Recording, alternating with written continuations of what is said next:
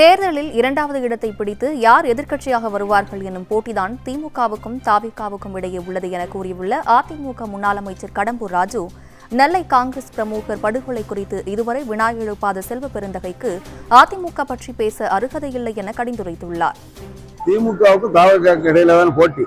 அது எதற்குன்னா இரண்டாவது இடத்துல யார் எதிர்கட்சியாக வரப்போகிறார்கள் என்பதற்கு தான், இந்த இரண்டாவது இடத்துக்கு தான் திமுகவுக்கும் இன்றைக்கு தாவிகா தான் போட்டி என்ற நிலையில் தான் தமிழகத்தில் இருக்கின்றது.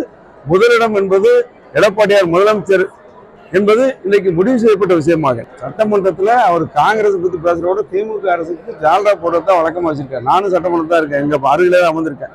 இன்னும் சொல்ல போனால் செல்வ பெருந்தகை ஒரு பெரிய தேசிய இயக்கத்தின் தலைவராக இருக்கின்றார். காங்கிரஸ் கட்சியை சேர்ந்து ஜெயக்குமார் நெல்லை மாவட்டத்தை சேர்ந்தவர், அவருடைய கட்சியுடைய மாவட்ட தலைவர் படுகொலை செய்யப்பட்டு அரசியல் தலைவராக வேற கட்சி இல்லை, காங்கிரஸ் கட்சியுடைய தலைவர் பி ஜெயக்குமார் என்பவர் இன்றைக்கு படுகொலை செய்யப்பட்டு எத்தனை வருஷம் ஆயிடுச்சு? 2 வருஷத்துக்கு மேல ஆயிடுச்சு.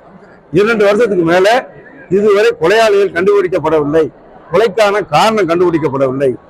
இதற்கு கூட கேட்பதற்கு துப்பு இல்லாத திராணி இல்லாத ஒரு தலைவர், தன்னுடைய கட்சியுடைய ஒரு மாவட்ட தலைவர் இந்த ஆட்சியிலே வெட்டி படுகொலை செய்யப்பட்டிருக்கின்றார். இதையெல்லாம் கேட்பதற்கு துப்பு இல்லாத காங்கிரஸ் கட்சியின் தலைவராக இருக்கின்ற செல்வ பெருந்தகைக்கு அதிமுக எடப்பாடியாரை பற்றி பேசுவதற்கு அருகதை இல்லை, யோகியதை இல்லை.